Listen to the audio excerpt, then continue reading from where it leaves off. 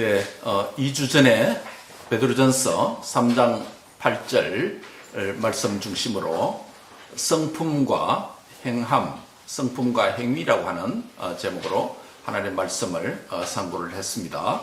베드로전서 3장 8절은 5개의 형용사로 구성되어져 있다라는 말씀을 드린 것 기억하시죠? 예, 5개의 형용사로 되어 있습니다. 오늘날 정치인들이 실행하지 아니하고 또 국민을 위한 진정한 봉사는 덜 하면서 말을 아름답게 하는 형용사를 많이 사용해서 미사역으로 백성들의 눈과 귀를 가리는 이런 행위들이 많이 있는 것을 우리가 보고 있습니다만은 베드로전서 3장 8절은 동사보다도 형용사 5가지를 통해서 하나님의 성품을 우리에게 소개하고 있다라는 말씀을 드린 바가 있습니다. 그 5가지가 무엇이냐면 8절에 있죠.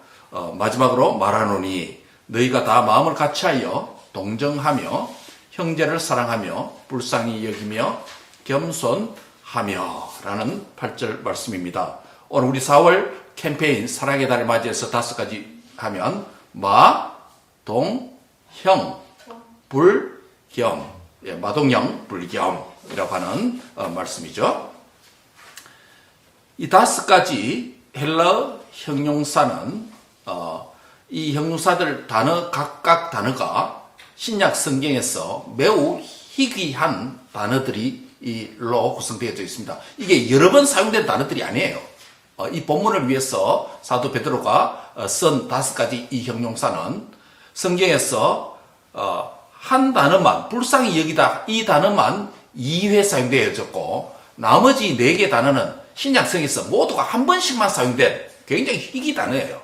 희귀 단어를 통해서 특별히 하나님의 성품, 성도들이 닮아야 될 하나님의 성품 5가지를 우리에게 소개한 것이죠. 오늘은 이 형용사의 성품을 지나서 이제 내적 성품인 형용사가 말하고 있는 이것을 우리가 상고했다면 이제는 이 형용사에서 동사로 나아가야 됩니다. 다시 말하면 성품에서 무엇으로 나가야 된다? 예, 성품인 형용사에서 무엇으로 나가야 된다? 동사로 나간다는 말은 무슨 말입니까? 우리의 행함이 필요하다는 이야기예요. 우리의 실천이 필요하다는 거예요. 주님의 성품인 이 5가지 형용사로 된 성품을 우리가 익히고 배우고 우리 안에서 다듬어지고 연단되어지면 그 성품을 통해서 각각의 성품을 통해서 외적인 삶으로 실천으로 행함으로 나타나게 된다는 것입니다. 그것이 이제 오늘 우리가 상고해야 될 말씀입니다. 요약을 하면 마음을 같이 하는 것, 동정하는 것, 형제 자매를 사랑하는 것, 불쌍히 여기는 것, 겸손하는 것. 어떻게 생각하면 다 동사같이 번역되어 있지만 실제는 뭐라고 그랬죠? 다 형용사예요. harmonious, sympathetic, 또 loving each other, 또 compassionate, humble. 다 형용사예요. 영어로 표현했지만 헬라가 그래 됐습니다. 그렇다면 이 5가지 성품을 통해서 어떤 방식으로 이 5가지 성품이 형용사로 묘사된 이 성품이 동사로 바뀌어서 우리의 행함으로 나타나게 될까요? 라는 것이 오늘 설교 내용입니다. 예. 첫 번째는 따라합니다. 작은 사랑도 실천하라. 9절입니다. 9절 같이 한번 읽겠습니다. 시작. 악을 악으로 욕을 욕으로 갚지 말고 도리어 복을 빌라. 이를 위하여 너희가 부르심을 받았나니 이는 복을 이어받게 하려 함이라. 그래서 오늘 설교 제목이 복을 이어받는 사랑이다 라는 제목인데 19절에 있는 이 말씀에 근거해서 그렇습니다. 자, 하나님의 성품 5가지가 있다면 이 5가지 하나님의 성품을 통해서 이 성품이 행동으로, 삶으로 우리의 매일의 삶 속에서 구현되고 나타나야 되는데 어떤 방식으로 나타나야 될 것인가 라는 것에 대해서 사도 베드로는 9절에서 이렇게 말합니다. 악을 악으로 갚지 말고 욕을 욕으로 갚지 말라. 먼저 부정적인 표현으로 하지 말라라는 표현으로 사용했습니다. 이 성품을, 하나님의 사랑의 성품을 닮은 그 성품이 행동, 동사로 표현되어야 되는데 특별히 어떤 행위를 통해서 특별히 원수 사랑의 모습으로 표현되어져야 된다라는 것이에요. 하나님의 사랑은 사실 원수까지 사랑하는 하나님의 사랑입니다. 아가페 사랑이죠. 예, 우리가 범죄했기 때문에 하나님과 뭐가 되었습니까? 원수가 되었습니다. 그렇죠? 우리가 범죄했어. 언약의 저주를 받고 언약의 배반한 자가 되었어. 하나님을 등진 자, 하나님을 불순종한 자, 하나님의 원수가 되었습니다. 그래서 하나님께서 원수된 우리를 위해서 누구를 내놨습니까? 예, 자신의 아들 독생자 예수님을 내놨습니다. 그래서 예수님께서 십자가에서 저와 여러분의 위해서 대속의 죽음을 죽으시고 하나님과 우리 사이에 맡긴 담이 어떻게 됐습니까? 허물어지고 원수 관계가 어떤 관계가 되었습니까? 화목한 관계가 되었습니다. 그래서 하나님의 사랑을 원수 사랑이다 라고 말할 수 있습니다. 원수까지 사랑하는 사랑이라는 것입니다. 사람들은 자신을 좋아하는 사람들만 사랑하는 경향이 있습니다. 우리 학자들도 그랬습니다. 자기가 쓴 논문이나 책과 글을 좋은 크리틱을 해주면, 인정을 받으면 책 쓴 사람으로서 기뻐합니다. 우리 모두 그렇습니다. 사람이 인지상정입니다. 그렇죠? 내가 하는 일에 대해서 인정을 해주면 보람을 느끼게 되는 것이죠. 남편이 이런 일을 하면 아내가 인정을 해주고 그러면 보람을 느낍니다. 반대도 마찬가지입니다. 아내가 이런 일을 하면 정말 잘했다고 칭찬을 하면 또 인정을 받습니다. 자녀들도 그렇습니다. 열심히 수고하고 공부하고 노력해서 또 진로를 가는 것을 보면 부모가 격려하고 인정하고 칭찬하는 것, 자녀들이 보람을 느낍니다. 반대도 마찬가지입니다. 자녀들을 위해서 엄마 아빠가 수고하는 삶을 볼 때 우리 엄마 아빠 수고합니다. 감사합니다. 이런 생각할 때 엄마 아빠도 보람을 느낍니다. 꼭 파들데이, 마들데이만 아니라. 그렇죠? 예. 서로가 인정하고 또 리스펙트하고 칭찬하고 다 그런 본능이 있습니다. 그런데 우리를 싫어하는 사람, 우리에게 나쁜 이밸류에이션을 하는 사람, 우리를 비난하는 사람들 사랑하기가 쉽습니까? 어려울까요? 쉽지 않습니다. 쉽지 않습니다. 우리를 싫어하고 우리에게 부담스러운 사람도 사랑해야 된다고 하는 것이 오늘 말씀 9절입니다. 악을 악으로 갚지 말고 욕을 욕으로 갚지 말라는 거예요. 하나님의 사랑을 받은 저와 여러분은 하나님의 사랑을 닮아야 됩니다. 하나님의 사랑이 무슨 사랑이라고 했죠? 원수까지 사랑하는 사랑이기 때문에 우리도 원수까지 사랑하는 사랑이 실천하는 자가 되어야 된다는 것입니다. 물론 쉽지 않습니다.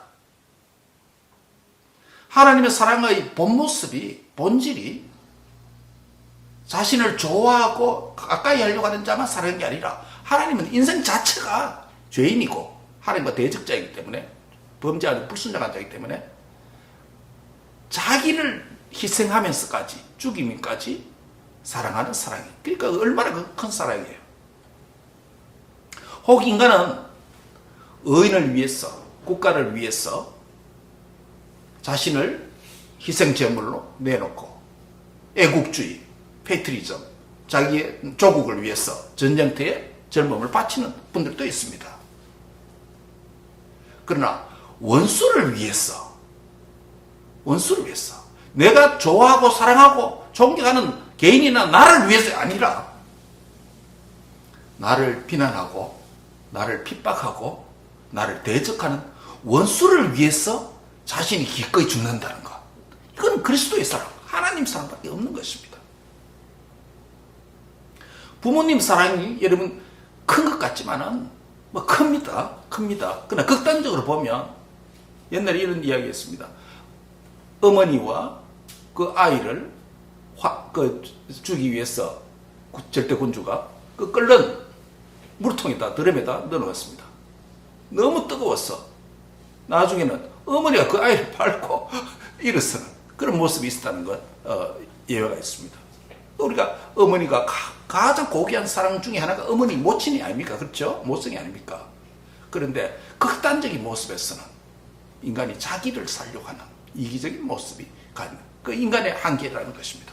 그러나 하나님의 사랑은 완전 다른 것입니다. 원수까지 사랑하는, 원수를 위해서도 자신을 죽음에 내놓는, 포기하는, 완전 포기하는, 하늘의 영광까지 포기하는, 그 하나님의 그 사랑이, 우리를 저와 여러분을 향한 사랑이 너무 고귀하고 가치 있는 사랑, 희생적 사랑 아닙니까? 이 하나님의 본질인 원수 사랑이 오늘 본문에서 두 가지 형태로 표현되고 있습니다. 하나는 소극적인 원수 사랑, 뭐뭐 하지 말라라는 표현이 되어 있고, 또 하나는 뭐뭐 하라고 하는 적극적인 원수 사랑이 표현되고 있습니다. 즉 내적 하나님의 성품을 가진 자는 원수 사랑을 통해서 구체적으로 표현됩니다. 이 극단적인 한 예입니다. 원수까지 사랑해야 되는데 다른 것도 물론 원수, 성도가 어떻게 모범을 보이지 못하게 원수를 만들었나 이렇게 말할 수 있지만 우리가 살다 보면 그렇게 될 수 있습니다. 될 수 있습니다. 그래서 원수까지 사랑해야 하는 사랑으로 자라가야 그 하나님 성품을 제대로 반영하고 닮은 자다라고 말하는 것입니다. 자, 첫 번째, 악을 악으로, 욕을 욕으로 갚지 말라고 말합니다. 인간은 자신은 다른 사람에게 받은 악이나 또 다른 사람이 자신에게 가한 힘듦 이런 것들을 오래 기억하는 본능이 있습니다. 예. 나에게 그렇게 많이 나있지만 잠깐 동안이라도 나쁜 말을 하고 나에게 피해를 주고 나를 비난하고 나의 마음을 상처해 준 사람들, 그것이 짧은 순간이라도, 인생의 순간에서 짧은 것들이라도 오래 기억됩니다. 오래 기억됩니다. 잘 안 잊어집니다. 그래서 그것 때문에 상처를 받는 것입니다. 이것은 개인 간에도 그렇고 가족 간에도 그렇고 국가 간에도 그렇습니다. 한 개인인 다른 사람으로부터 심한 아픔을 겪었다면 그 아픔을 기회가 될 때 보복하고자 하는 생각이 있습니다. 요즘은 드문 일이지만 한 가족이 다른 가족으로부터 원수가 되었다면 후손들도 그 집안 향해서 뭡니까? 보복하려고 하는 그런 가문들이 있습니다. 국가도 마찬가지입니다. 대표적인 것이 우리 한국과 일본의 관계 아니겠습니까? 악랄한 40년간의 식민 통치에 대한 민족 감정이 좀처럼 치유되지 않고 몇 세대가 지났는데도 불구하고 여전히 한일 감정 남아 있습니다. 정치인들이 물론 그것도 악용도 하지만 이 모든 것이 악을 악으로 갚고 욕을 욕으로 갚고자 하는 이 죄성, 본성적인 악함 때문입니다. 원수된 우리에게 사랑하신 하나님의 큰 사랑과 긍휼을 입은 저와 여러분이 악을 악으로 갚으면 안 된다고 말씀하는 것입니다. 너희가 정말 5가지 이 성품으로 담기를 원하느냐? 안 그러면 네 본성으로 살려고 하느냐? 정말 하나님의 본성인 하나님의 성품 5가지 형용사로 표현된 이것을 내가 배워서 살기를 원하느냐? 디아스포라 주의식 크리스찬에게 베드로 사도가 이 글을 쓰면서 이기주의 또는 뭡니까? 편의주의 또 여러 가지 시련을 겪으면서 좌절과 낭만 가운데서 패배주의 가운데서 사는 삶을 살 때 또 박해를 받는 그런 상황이 있을 때 어려움 고난 겪을 때 교회가 교회다워지고 성도가 성도다워지고 그리스도인이 그리스도다워지려면 너의 가문의 가훈이나 철학이나 시대 사조로 사는 것이 아니라 무엇으로 살아야 된다? 5가지 형용사로 된 이 성품이 너희를 그리스도인답게 만들고 너희가 하나님의 자녀답게 살도록 하는 것이니 이 성품을 닮아라 라고 형용사만으로 동사 없이 그렇게 설명을 한 것입니다. 이 형용사의 성품이 다듬어지고 내면화됐다면 그것이 끝나는 것이 아니라 동사로서 실천을 해야 되는데 그 가장 극단적인 모습의 예를 하나 표현했는데 그게 뭡니까? 원수 사랑이라는 모습을 통해서 예를 들어 쓰지 말라는 거예요. 그 원수 사랑의 소극적인 모습이 악을 악으로 갚지 말고 욕을 욕으로 갚지 말아라 라는 말씀인 것입니다. 우리 학생들도 정말 열심히 공부했는데 나에게 성적을 잘 못 준 교수 평생 생각납니다. 평생 생각날 수 있습니다. 예. 직장생활 하다가 내가 정말 열심히 노력했어. 성과금도 받아야 되고 진급도 해야 되고 그런데 상사가 나를 인정해 주지 못하고 나의 공로를 인정하지 못하고 나의 수고와 노력에 대한 대가를 표현해 주지 않는다면 그 상처가 되는 것이죠. 상처가 되는 것이죠. 근데 오늘 본문은 그러한 것까지 악을 악으로 갚지 말라. 욕을 욕으로 갚지 말라. 내가 정말 그리스도인이라면 너가 정말 나의 자녀들이라면 나의 성품을 너희 마음속에 내면화되고 다듬어서 이 성품을 표현해야 되는데 무엇으로? 원수 사랑하기까지 하는 그 사랑으로 나타나야 너희가 오리지널 성도다. 내가 나의 진실한 자녀다. 내가 원수를 사랑한 것 같이 내가 원수인 너희를 사랑했던 것 같이 너희도 그런 원수를 사랑해야 나의 자녀가 된다. 나를 닮는다는 거야. 따라합니다. 성품 닮음. 성품 닮은 다음에 뭐가 필요합니까? 행함이 닮아야 된다는 거야. 주님이 그렇게 행하셨던 것처럼 우리의 행함도 원수까지 사랑하는 행함이 되어야 된다는 것이에요. 우리의 성품도 주님을 닮아야 되고 우리의 행함도 주님의 행함을 모방해야 되는 모방적 사랑이라고 할 수 있습니다.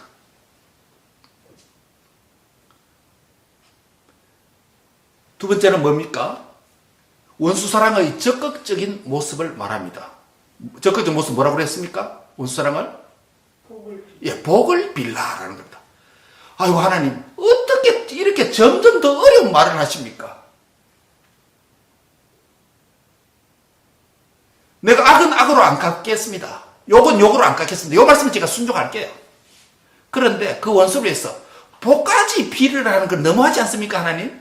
그 정도는 제가 못하겠습니다. 제가 그 정도는 수준이 안 됩니다. 이렇게 할 수 있을지 모르겠습니다. 그러나 내가 온전하니 너희도 온전하라. 온전하신 주님의 사랑을 실천하신 그분께서 우리에게 명령합니다. 원수를 위해서 뭐하라?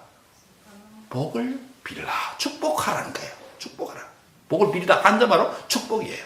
빌축자, 복복자, 복을 빌으라는 겁니다. 그 사람이 복을 받도록 하나님께 기도해라는 것입니다.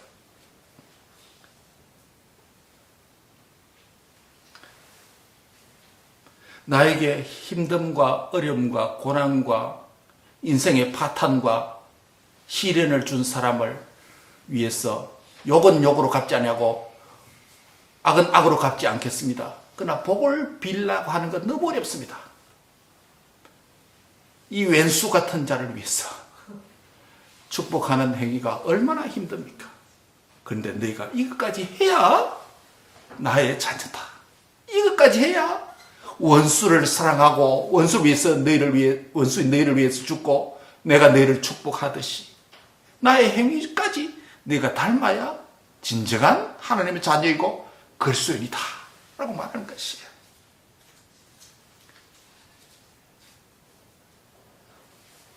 말만 하지 말고 성품을 내적으로만 갖고 있지 말고 성품을 내면한 이후에 그것을 뭐 해라? 동사로 행하고 실천해야 하나님 자녀다라는 거예요. 교회에서 수없이 설교 들으면 뭐합니까? 목사는 핏대 흘려가면서 수없이 설교하면 뭐합니까? 하나라도 들은 것, 하나라도 배운 것, 형용사적 성품이 내 안에 만들어지고 동사적 행함과 행함으로 실천으로 나타나야 그게 하나님께 영광이 되고 하나님께 기뻐하시는 줄 믿습니다. 예, 그런 삶을 살아가야 됩니다. 그렇지 못하면 우리를 안타깝게 여기고 돌아보고 자숙하고 회개하고 그렇게 해야 되는 거죠. 원수 사랑을 실천하는 자에게 주어지는 결과가 뭐라고 말합니까? 복을 이어받는다 라고 말합니다. 따라합니다. 복을 이어받습니다. 복을 이어받는다니 무슨 소리인가요? 하나님의 나라, 영생, 또 영원한 복을 상속받는다라는 것입니다. 우리 주님께서 원수까지 사랑하시고 하나님의 또 영광을 받으신 것처럼 주님의 성품과 그 행함을 닮으면 그분께서 영화로운 존재가 되셨던 것처럼 우리도 영화로운 존재로 그 복까지 주님이 받으신 그 복, 영광, 그까지도 우리가 이어받는, 주님으로부터 우리에게까지 이어받는, 예수님이 높아진 것처럼 우리에게도 이어받는, 상속되는 이런 복이 계속된다는 것입니다. 원수 사랑을 실천하는 그리스도인은 하나님의 영원하고 확실한 복의 상속자가 된다는 것을 믿으시기 바랍니다. 나에게 과거에 악을 행한 자가 있습니까? 나에게 과거에 욕과 창피와 어려움을 준 분들이 주위에 있습니까? 나의 마음을 상하게 한 자가 내 인생에 남아 있습니까? 그런 비슷한 상황만 벌어지면 나는 민감하게 반응하고 상처로 아파하고 있습니까? 그래서 그 악 때문에 때로는 보복하고 싶어집니까? 그 받은 악 때문에 나도 되돌려주고 싶은 마음이 혹 드십니까? 그 악을 악으로 갚고자 하는 마음이 일어나고 그 욕을 욕으로 갚고자 하는 본성이 일어날지라도 성령의 힘과 능력으로 우리 자신의 본성과 감정까지 깎여지고 성화되는 은총이 함께 하시기 바랍니다. 내 자아가 죽어지고 성령의 도움으로 원수까지 사랑하는 하나님의 사랑의 성품을 닮으시기 바랍니다. 사랑의 성품만 닮은 것이 아니라 원수까지 사랑하는 행함까지도 닮는 이 은혜가 오늘 함께 하시기를 바랍니다. 8절의 말씀대로 그 사람을 동정하고 형제 자매 사랑으로 대하고 불쌍히 여기는 자리까지 나가야 된다는 것입니다. 그리할 때 자아를 하나님과 말씀 앞에 굴복시키는 마지막에 있는 험벌, 겸손한 인격이 되는 것입니다. 그럴 때 하나님 나를 위해서 마음을 같이 하는 사이로 발전될 수가 있다는 것입니다. 파괴적인 관계가 생산적인 동력 관계로 발전될 수 있다는 것입니다. 어느 작은 마을에 새로 고아원을 설립한 중년 부인이 있었습니다. 고아원 살림을 꾸려가다가 돈이 떨어져서 고아원에 먹을 것을 사기 위해서 모금함을 들고 그 고아원 책임자의 부인이 거리를 나섰습니다. 얘는 모금함을 들고 구걸하다시피 하는 자신의 처지가 불쌍하고 한심했고 또한 창피하기도 했습니다. 그러나 고아원에서 굶고 있을 그 고아들을 생각해 볼 때 다시 힘을 내어서 모금을 열심히 하기 시작했습니다. 저녁때가 되어서 큰 길가에 네온 쌓인 불빛이 화려하고 손님들이 많은 어느 술집으로 들어갔습니다. 여인은 한 손님에게 조심스럽게 다가가서 고아원을 위한 사랑의 손길이라고 쓰인 모금함을 내밀었습니다. 그러나 그 남자는 귀찮은 듯이 두 손을 저으면서 저리 가라라고 냉소적으로 말했습니다. 여인은 순간 부끄러워서 얼굴이 붉어졌지만은 창피를 무릅쓰고 조그맣게 이야기를 했습니다. 고아들을 위해서 사랑의 손길을 베풀어 주시지요. 이렇게 말하니까 그 남자는 갑자기 이게 재수없게 왜 이래? 라고 소리 지르며 여인의 얼굴에 마시던 맥주를 확 부었습니다. 술집 안에 있던 사람들이 갑자기 일어난 일에 놀라서 다 그곳을 바라보게 되었습니다. 그 순간 그 여인은 얼마나 모멸감과 비참함을 느꼈겠습니까? 그 장면을 지켜본 주변에 있는 모든 사람들도 과연 이 여인이 그 다음에 어떤 행동을 보일까 궁금한 모습으로 지켜보고 있었습니다. 그런데 그 여인은 맥주로 범벅이 된 얼굴을 닦지 않았습니다. 오히려 그 남자에게 가까이 다가가서 나직한 목소리로 이렇게 말합니다. 손님께서 저에게 맥주라도 주셨지만 우리 고아들에게는 무엇을 주시렵니까? 이때 술집 안은 찬물을 끼얹 듯이 조용해졌습니다. 그리고 손님들이 하나 둘씩 그 여인에게 다가와서 모금함에 돈을 넣기 시작했습니다. 마침내 그 난폭한 남자도 자신의 지갑을 몽땅 털어서 모금함에 넣는 것이었습니다. 여인의 마음속에는 사람들이 자기를 어떻게 생각하느냐에 대한 생각은 전혀 없었습니다. 자기의 자존심이라든지 창피함이라든지 모멸감이라든지 이런 것들은 아랑곳하지 않았습니다. 무엇 때문이냐면 자기들이 섬기고 있는, 그 여인이 섬기고 있는 고아원에 있는 그 고아들의 생각뿐이었다는 것입니다. 그 여인은 이를 위해서, 이것 때문에 자신이 부름받은 자라는 것을 인식했습니다. 즉 자신의 부름에 대한 소명, 그 소망 때문에 그 모멸감을 참고 그 일을 계속할 수 있었던 것입니다. 고아에 대한 사랑이 이 여인을 이처럼 낮아지게 만들고, 고아에 대한 사랑이 그 모멸감을, 비참함을 존귀한 일로 여기도록 만든 것이죠. 어저께 집사람과 함께 마켓 보고 돌아오는 길이었습니다. 코스케에서 드라이브에서 오는 길에 흰색 승용차가 갑자기 저 오른쪽에 있다가 갑자기 앞으로 쑥 끼어드는 것이었습니다. 저 깜짝 놀랐습니다. 어제 도로에서 3번 놀랐는데요. 그 차가 갑자기 들어와서 깜짝 한번 놀랐고, 그 다음에 이제 그 앞으로 쭉 가더라고요. 그럼 저는 또 이렇게 직진을 계속 했죠. 그리고 갑자기 들어오기 때문에 저도 가까이 가서 이렇게 한번 보았습니다. 근데 선팅을 검게 했어요. 유리가 검게 해서 누가 있는지 보이지는 않았습니다. 그러면서 그 차는 또 깜빡깜빡 하면서 뭐 차 고장난지, 차 고장 불은 오는데 근데 왔다 갔다 자꾸 하는 거예요. 그래서 제가 저 사람한테 이 사람 알코올을 했나 마약을 했나 이런 이야기를 했습니다. 그리고 계속 몇 킬로 계속 갔습니다. 그런데 이제 또 저는 이제 라이트넷을 오려고 하는데 그 차가 저쪽으로 앞쪽으로 어디만이 자기는 좌회전하려고 또 앞쪽으로 어디만이 우리를 향해서 손가락 욕을 하고 가는 거 또 한 번 놀랐습니다. 또 한 번 놀랐습니다. 잘못은 자기가 했는데. 예. 그 제가 그 장면을 보고 저 사람한테 그랬습니다. 미국에서 저래도 되나? 저래도 총 맞으면 어떻게 안 아프나? 왜냐하면 이런 일이 있다가 어떤 사람 만나면 진짜 주인 만나면 따라서 쏘잖아요. 그렇죠? 그래서 총 맞으면 안 아프나? 저거 그 이야기를 했습니다. 제가 그 손가락 욕을 보고 순간적으로 창피함과 모멸감을 좀 느꼈겠죠. 그래서 총 맞으면 안 아프나라는 그 사람을 걱정하는 말을 했지만 제가 오늘 아침까지 가만히 생각해보니까 그 사람을 걱정한 게 아니라 내가 모멸감에 대한 보복으로 내가 그 사람을 죽이고 싶다라는 이런 생각을 가진 것이 아닌가. 그래서 또 한 번 놀랐습니다. 이 도로에서 일어난 일이에요.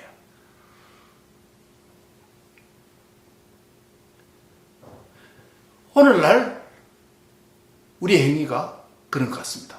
다른 사람을 생각해 주는 듯한, 배려하는 듯한, 고려하는 듯한 말과 행동을 하는 것 같지만 그 이면에는 내가 참지 못하고 내가 인내하지 못하고 나에게 보여준 그 행위를 인하여서 모멸감, 창피함, 억울함, 잘못은 지가 했는데 내가 보복하고 싶은 그것을 우회적으로 총 맞으면 안 아프나 걱정해 주는 듯한 이런 표현으로 내가 하지 않았는가. 그렇게 돌아보게 되었습니다.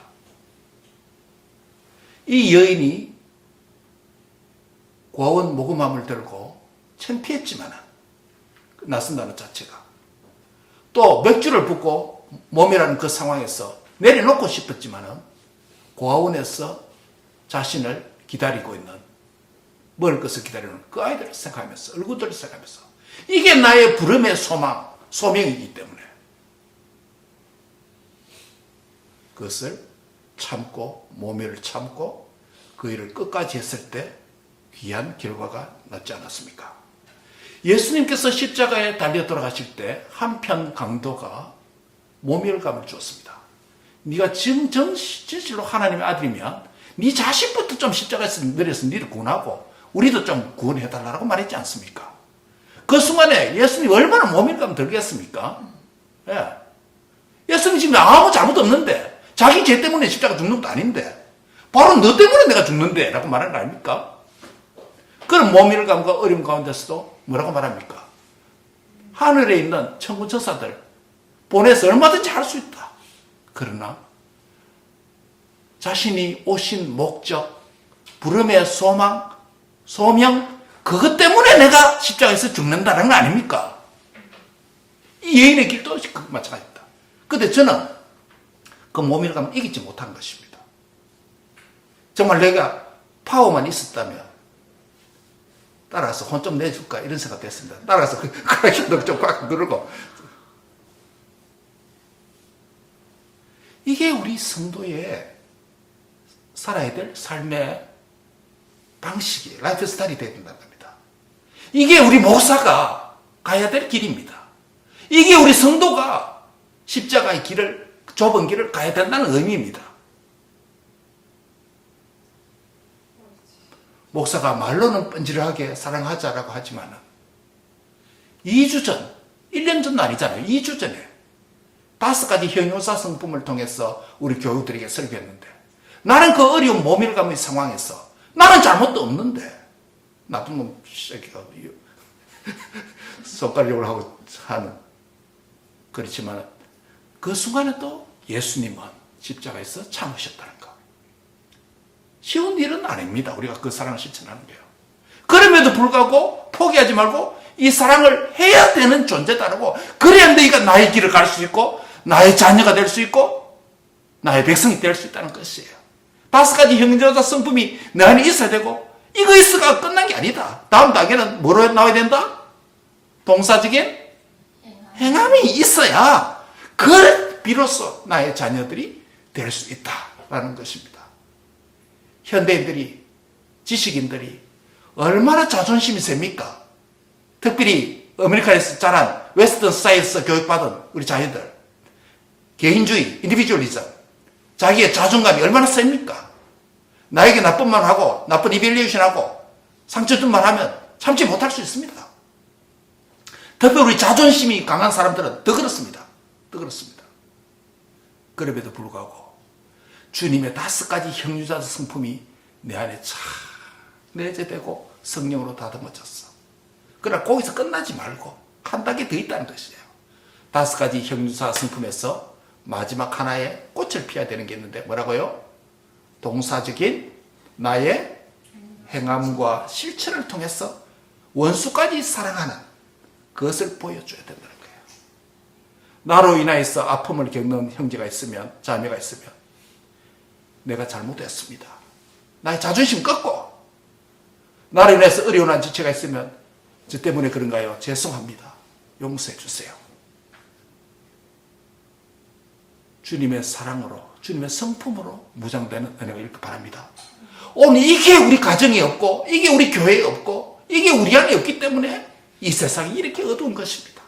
그 제가 3장 8절 말씀, 끝난 말씀이 아니라 4월달에 정말 우리가 실천해야 될 것이다 라는 이런 마음으로 저부터 회개하고, 그래서 이거를 4월달 말씀으로 정해서 기도하는 것입니다.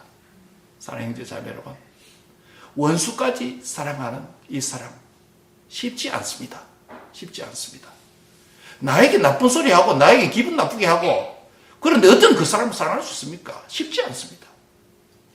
그러나 주님의 성품을 담고 그 성품을 행함으로까지 실천할 때, 그래야 할 때 주님께서 오늘 본문에 뭐라고 말합니까?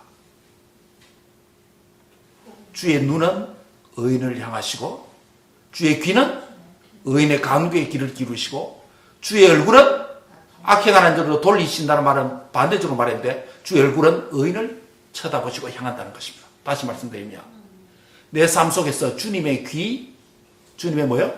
눈, 주님의 얼굴이 나를 본다라는 말이 무슨 의미예요? 나를 향한다는 말이 뭡니까? 하나님의 strong한 presence of God, 강한 임재가 나와 함께 한다는 것이에요.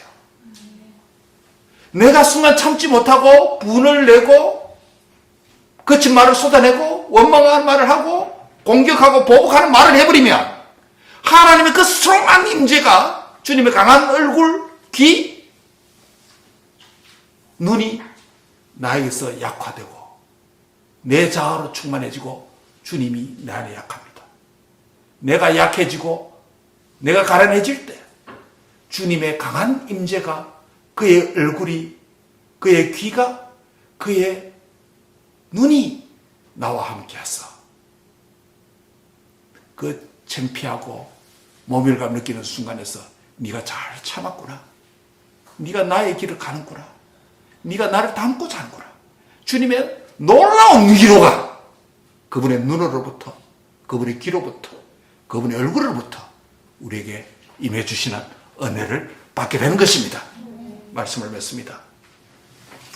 형제 사랑은 하나님의 형용사적 성품을 담는 것에 있습니다. 담는 것에 있습니다. 성품 없이 행함만 있으면 도덕론자는 될 수 있을지 몰라도 하나님의 사랑을 행하는 자는 아닙니다. 무슨 말인지 아시겠죠? 성품이 있어야 돼요. 성품이 있어요. 주님의 성품을 닮아야 돼요. 성품 없이 사랑 행할 수 있습니다. 그러나 그건 하나님의 영광이 안 됩니다. 주의 눈과 귀가 얼굴이 향하는 사랑은 아닙니다. 사람에게는 사회에서는 칭찬받을 줄 모릅니다. 그러나 이왕 하나님께 영광이 되고 하나님 기뻐하시는 사랑을 하려면 무엇보다 주님의 성품을 먼저 닮아야 되는 줄 믿습니다. 그 다음에 내재화된 이 성품이 형장 성품이 무엇으로 나타나야 된다? 동사적인 행함으로 나타나야 된다. 그 행함이 극단적인 한 모습이 뭐라고요?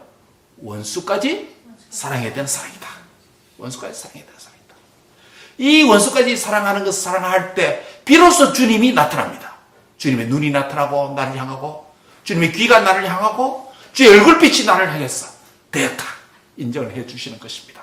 사랑하는 성도 여러분, 보이지 아니하시는 하나님의 영광과 임재가 여러분의 인생, 여러분의 영혼 깊이 간섭하고 함께하기를 원하십니까? 비결이 다른 데 있지 않습니다. 주님의 성품을 닮고 주님의 성품을 닮으면 내 안에 그분이 계시고 그 성품을 행함으로 동사적으로 실천할 때 주의 얼굴과 귀와 그분의 전인격적인 모든 기관이 그분의 비저블, 오더블 모든 프레전스가 나와 함께 하셔서 하나님 놀라운 임재를 체험하는 축복 안에서 살게 될 것입니다. 이 삶을 살아드리는 복된 성도들이 다 주시기를 주의 이름으로 축원합니다. 기도하겠습니다. 하나님 감사합니다. 오늘 아무리 선한 일을 해도 하나님 임재가 함께하지 아니하고 아무리